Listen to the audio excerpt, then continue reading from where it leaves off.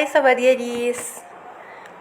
Eh, wah langsung ada Kak Prilly nih. Jadi selamat siang teman-teman semua. Gimana kabarnya nih? Jadi aku mau cek dulu dong semangatnya. Oke, langsung undang aja. Halo, Hai Kak Prilly. Lagi di jalan hai. ya ini Kak? Iya, sorry ya, makanya baru bisa live sekarang karena aku habis take tadi. Oke, sebentar sebentar. Oke. Oke. Selamat siang Kak Prilly. Sebelumnya terima kasih banyak ya Kak udah ngeluangin waktunya nih buat live sama kita. Pasti Sama-sama. sibuk banget ya Kak. Iya, soalnya aku lagi syuting series. Terus hari ini lokasinya kayak ada di outdoor. Terus sekarang kita lagi pindah lokasi. Jadinya hektik banget tadi, makanya baru sempat live sekarang. Oke, terima kasih banyak kalau sebelumnya Kak Prilly. Gimana kabarnya nih Kak? Oh iya, aku panggilnya nih Kak Prilly atau Kak Inggit nih? Kak Prilly kalau di sini. Oke. Gimana kabarnya nih Kak? Aku baik, alhamdulillah sehat, baik dan masih produktif bekerja. Kamu gimana kabarnya? Alhamdulillah baik. Ini di tengah-tengah cuaca Malang ya, karena kalau di sini April 1st ya, April 1st tahun nih Iya. ya, kalau Bingkai Karya ini ada di Malang nih teman-teman. Jadi sekarang tuh cuaca Malang lagi mendung-mendung gitu, udah enak banget ya siang-siang gini, apalagi nonton yang cantik-cantik nih kayak Kak Prilly nih. Nah, alhamdulillah baik banget Kak. Oh iya, terus juga kita ada Kosmonita juga nih. Oh iya, Kak Prilly, langsung masuk aja kali ya Kak. Oke. Nah, kalau semisal ngelihat track recordnya Kak Prilly nih ya, dari tahun 2013 tuh kan, Kak Prilly sempet collab juga gitu ya sama Hanggini ya kalau nggak salah ya, bener ya? Iya, betul. Nah, itu kan udah dengan track record yang banyak banget bisa membentuk seorang perilaku kasihnya sebesar ini ya sekarang gitu. Nah, itu gimana sih Kak awal mulanya apalagi kan barusan ngeluarin single nih. Aku mau ngucapin selamat nih buat Kak Prilly karena singlenya keren banget yang judulnya Di Love dan keren banget baru 2 hari aja udah masuk ke Spotify Asia ya Kak, bener kan? Ya, terima kasih ya. Terima kasih banyak. Eh, Gimana ya? Aku tuh kuncinya sebenarnya gimana dari berkarir dari lama gitu ya. Mungkin aku berkarir di dunia entertainment tuh udah 13 tahun. Udah 13 tahun aku berkarir gitu. So, kuncinya itu sebenarnya ada tiga. Kuncinya adalah persistence, passion, dan pray. Jadi kayak kita harus sabar, harus persisten sama apa yang kita mau, kayak konsisten melakukan apa yang kita mau untuk mencapai visi kita dan juga berdoa gitu ya. Harus berserah diri kepada Tuhan gitu. Nah, makanya 13 tahun berkarya senang banget sampai sekarang karya aku masih diapresiasi sama banyak orang. Makanya kemarin aku akhirnya mengeluarkan lagi single Dear Love yang alhamdulillah udah banyak didengar dan dapat dukungan dari banyak orang, responnya juga positif gitu. Nah, Kak, kalau semisal masuk ke musik nih, Kak, sebenarnya ada nggak sih, Kak, kayak kecenderungan mungkin dari keluarga atau mama mungkin atau yang sebenarnya Kak Prilly ini masuk ke dunia musiknya itu tuh dari apa sih, Kak? Dari ketertarikan awalnya? Dulu tuh mama aku rajin banget ngelesin aku. Jadi dulu tuh mama aku pernah ngelesin aku piano waktu SD, terus ngelesin aku biola, terus ngelesin aku nyanyi. Aku sering ikut lomba-lomba nyanyi waktu SD.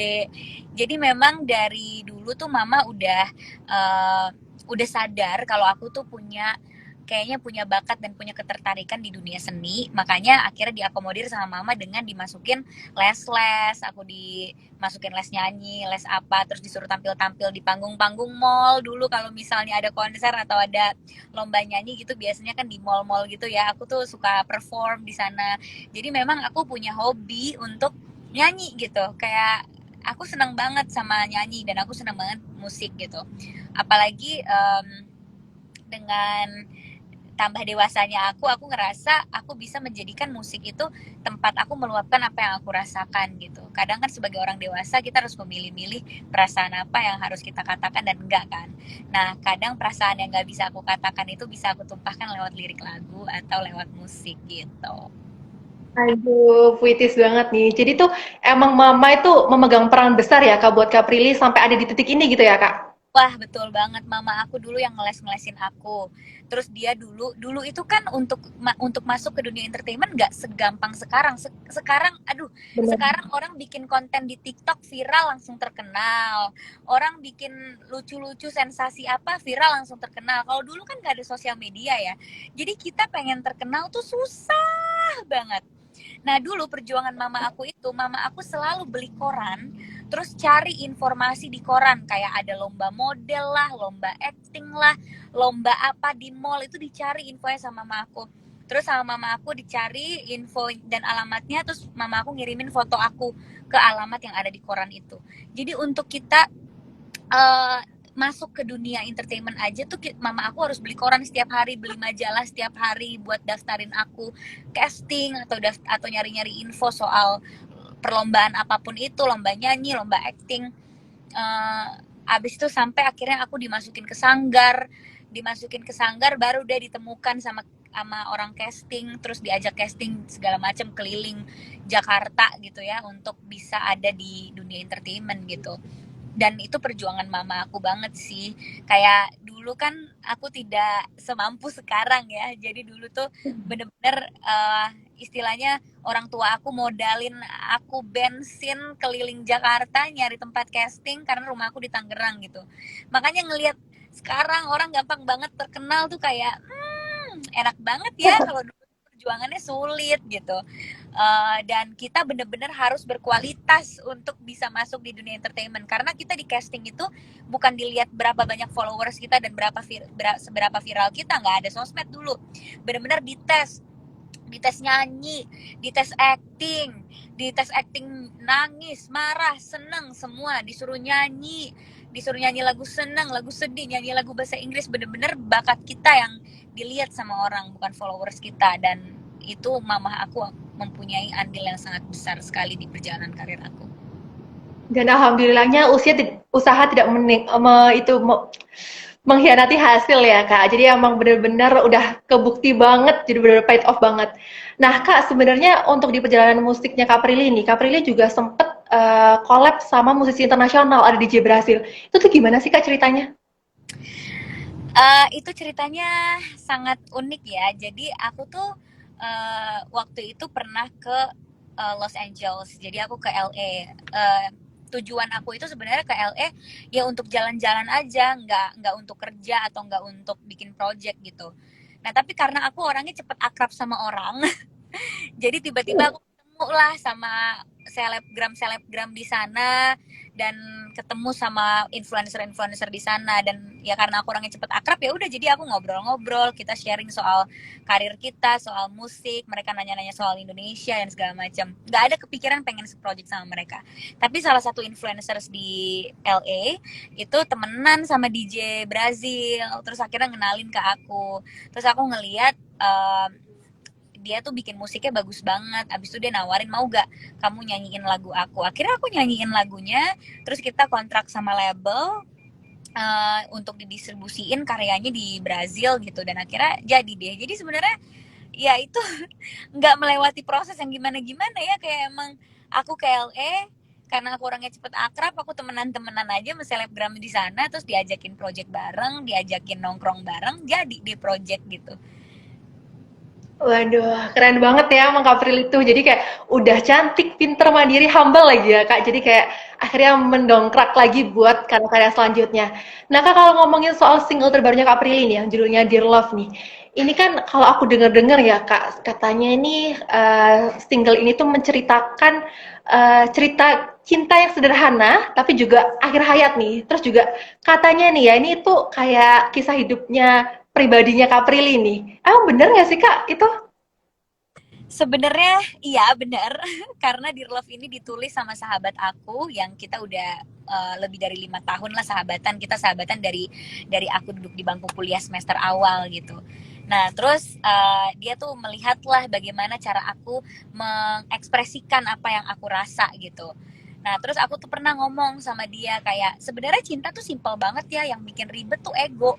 Yang bikin ribet adalah ego dan diri kita sendiri, pikiran kita sendiri, yang kita tuh kadang suka mengikuti stigma atau mengikuti peraturan-peraturan yang sebenarnya nggak harus kita ikuti. Misal kayak kalau cewek jangan nembak duluan, kalau cewek jangan terlalu ngejar-ngejar, nanti cowoknya kabur. Kalau cewek jangan terlalu cepet eh, apa namanya PDKT-nya, nanti nggak dihargain sama cowok.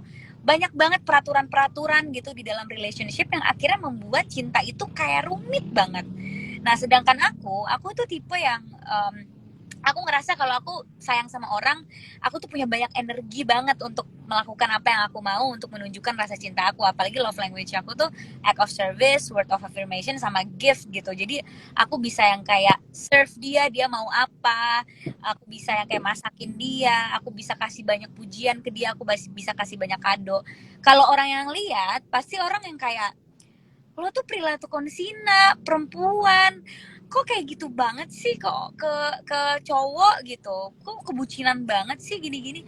Nah terus aku tuh mikir kenapa sih untuk mencintai sama orang itu kita harus mikirin posisi kita tuh siapa, gendernya apa, terus ribet sama ego sendiri. Kalau emang sayang ya tunjukin aja sayang, nggak usah ribet dibalikin rasa sayangnya, atau nggak usah ribet si orang itu responnya apa, karena aku bisa menjadi orang yang seperti itu. Kayak aku kalau sayang sama orang, aku nggak akan nuntut orang itu untuk jadi pacar aku, tapi aku bisa tetap yang kayak ngasih dia kado, ada buat dia kalau dia butuh, sayangin dia dari jauh sebagai teman, sebagai sahabat. Itu aku bisa banget kayak gitu. Nah, si sahabat aku itu akhirnya menulis lirik Dear Love karena terinspirasi sama cara aku mengekspresikan rasa sayang aku. Jadi Dear Love ini adalah bentuk cinta yang sederhana, nggak minta balesan. Pokoknya kapanpun orang itu butuh aku pasti akan selalu ada walaupun perjalanannya sulit, dan dan ada harapan di dalam liriknya, yang bilang kayak ya kita nggak pernah tahu masa depan itu kayak apa, tapi yang penting aku nggak akan nyesel karena udah melakukan ini, udah mengekspresikan rasa cinta aku.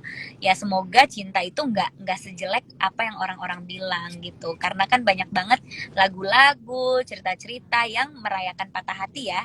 Jadi ya sekali-sekali Dear Benar, Love benar banyak merayakan banget jatuh nih, Kak. cinta. Oke, Gitu. jadi dari Kak Prilly nih ya, ini udah nyampein banget di pribadinya Kak Prilly kalau soal mandiri termasuk dalam percintaan, bener ya Kak? Iya. Oke. Nah Kak, kalau semisal aku lihat nih ya dari video klipnya, udah so sweet banget ya sama Mas Arya ya itu. Iya, sama Mas Arya.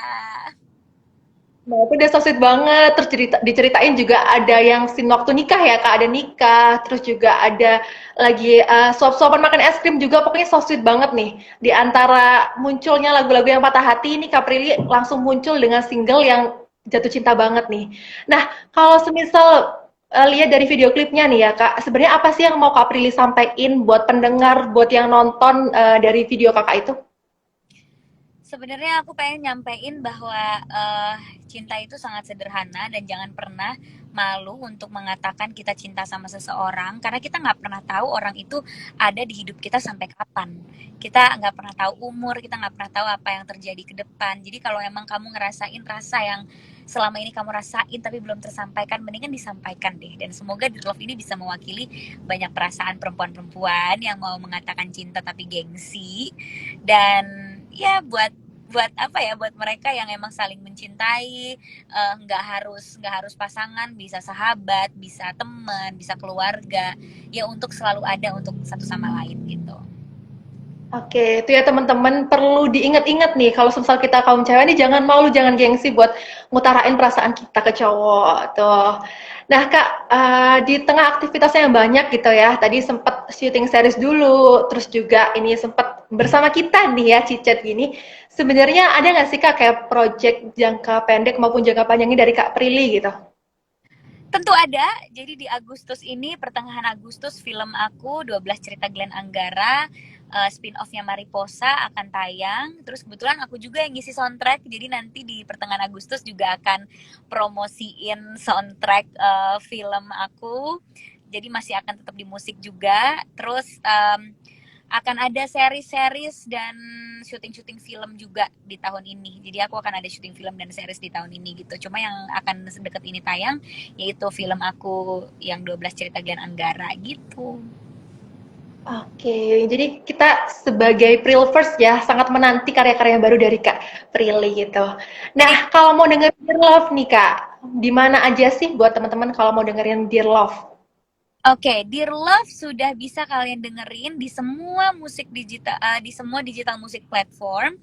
Udah bisa kalian dengerin. Terus kalian kalau mau ngelihat video klipnya juga, aku sama Kak Reza bisa lihat di YouTube, di channel YouTube aku. Ayo di rewatch yang udah nonton dan ditonton yang belum.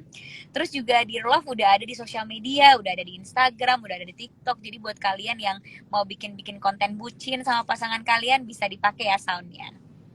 Oke, sekali lagi terima kasih banyak buat Kak Prilly yang udah menyempatkan waktunya nih sampai di mobil udah bersedia banget buat nemenin kita. Sehat selalu Sama. Kak Prilly, sehat selalu. Semoga bisa selalu memberikan karya terbaiknya buat kita nih, buat Prilvers. Terima kasih banyak ya Kak Prilly. Iya, thank you ya. Hati-hati Bye-bye. di jalan, Kak. Hati-hati di jalan. Ya. Oke teman-teman, terima kasih banyak udah yang nonton dan jangan lupa teman-teman buat dengerin podcastnya Bingkai Karya ya, ada di Spotify, ada di Apple Podcast, dan buat channel Bingkai Gadis nih bisa tayang setiap hari Sabtu. Terima kasih teman-teman.